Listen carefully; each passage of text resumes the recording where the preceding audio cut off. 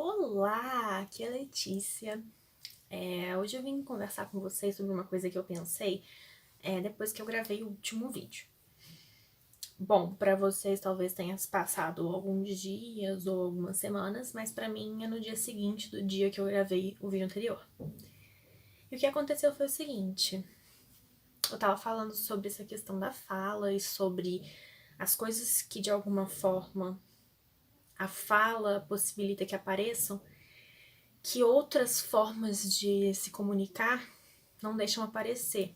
Ou talvez não só de se comunicar, mas outras formas de fazer, de existir. A fala propicia aparecer coisas nossas que a gente não necessariamente está pronto para que apareçam. Foi muito engraçado, porque no momento em que eu desliguei a câmera, eu fiquei extremamente angustiada. Extremamente angustiada. E aí, a princípio, eu achei que fosse com essa ideia de voltar com o canal, que era coisa demais, que eu não dava conta, de que não era isso que eu queria, que ninguém ia querer ouvir o que eu tinha pra falar, sei lá, me passaram 1 milhão de coisas na cabeça. E aí, conforme as horas foram passando, me dei conta de que na verdade não era isso. De que na verdade o que tinha me angustiado no momento em que eu desliguei aquele vídeo foi essa coisa que me escapou no vídeo, que é sobre como na fala a gente aparece mesmo quando não quer. E como que é importante, que eu estou justamente pensando em fazer um projeto agora, estou fazendo, né?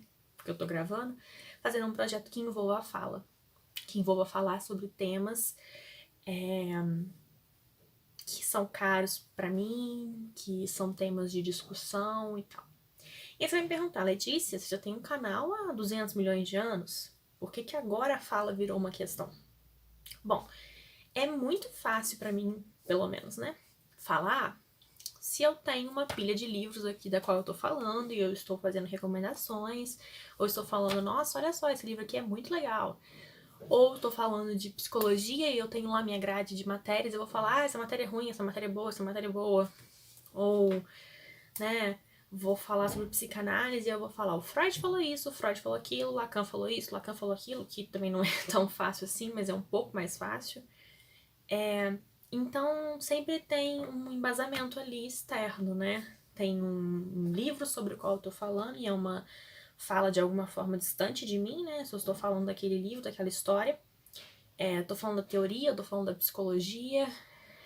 São coisas que me distanciam, na verdade, né? E a minha proposta que eu queria fazer nesse retorno do canal era justamente o contrário. Era justamente não repetir ideias, não ficar falando teoria, mas de fato me debruçar em questões e falar sobre coisas que são curiosas pra mim, coisas que eu pensei assistindo um filme, assistindo uma série, lendo um livro, conversando com um amigo. E isso é muito angustiante, porque não é só falar de si, mas é uma ideia de construir algo com isso. Porque eu não tô só falando de mim para um amigo. Eu não tô só falando sobre o que eu penso para um colega de sala.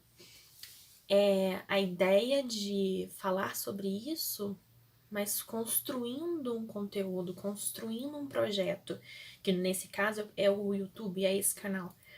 E aí eu me dei conta de quanto isso é difícil. De construir algo que te implique. E não é à toa, assim, né, que é extremamente difícil escrever. Muitas pessoas têm facilidade com a escrita. Sei lá, o Stephen King, ele escreve, sei lá, um livro por ano. Tem vários outros autores que também são por essa linha, assim. E, assim, uma característica que de alguma forma me encontro nesses autores é que eles têm algumas fórmulas.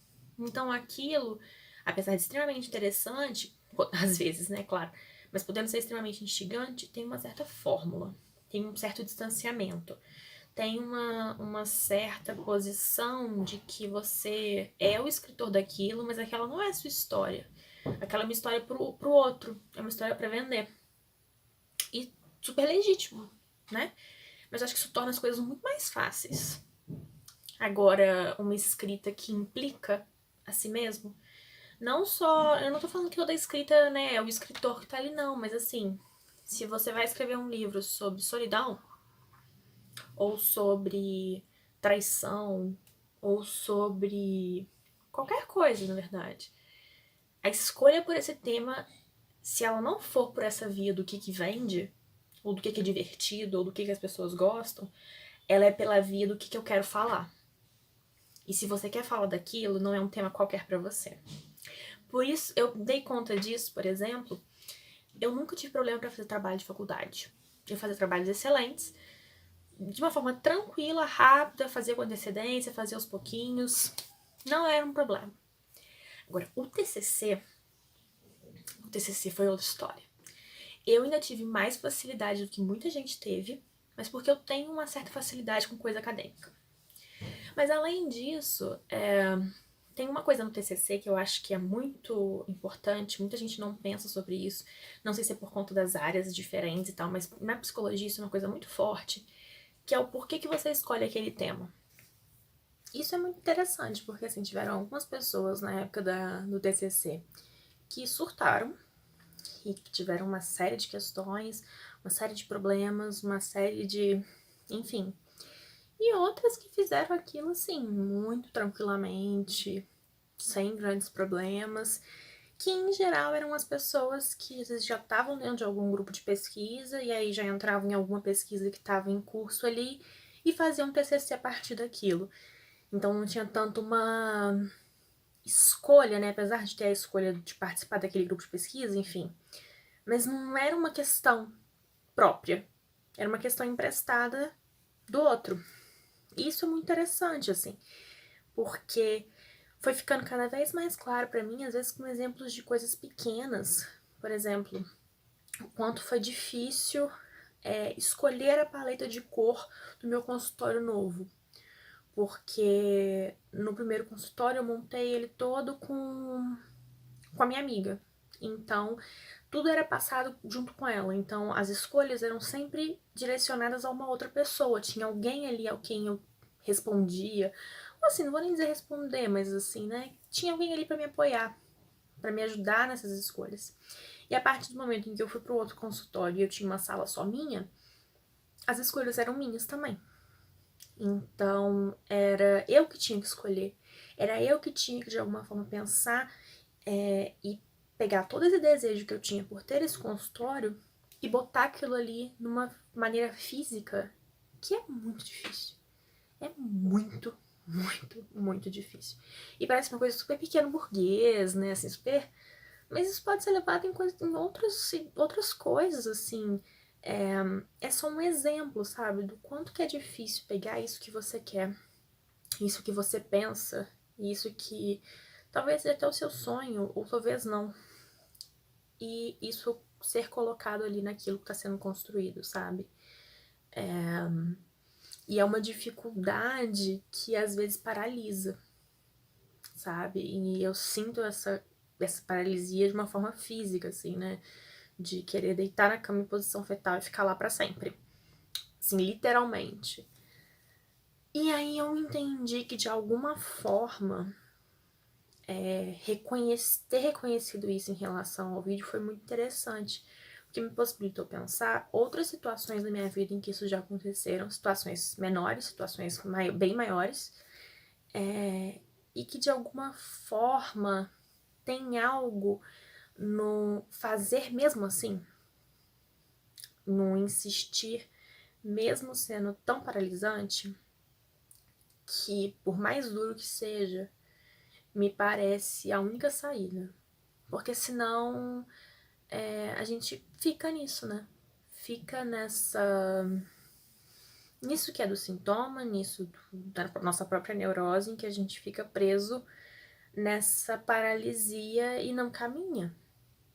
E de alguma forma tem algo nisso que é próprio da análise, eu acredito eu, que é de construir algo de si, mesmo sendo tão difícil, mesmo sendo tão duro e mesmo que pareça impossível. Bom, acho que o que eu queria falar hoje era isso. E assim, eu fiquei até com um pouco de receio de ficar soando um pouco pense positivo ou faça o melhor que puder, mas não é isso, sabe?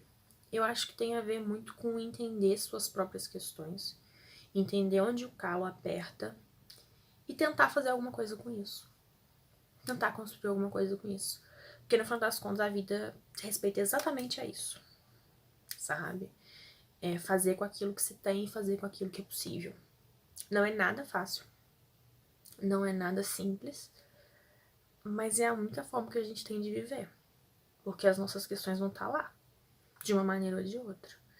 E a gente vai fazer alguma coisa com elas ou não. E esse não tem consequências bem ruins, assim, né? Enfim, é isso. Até a próxima.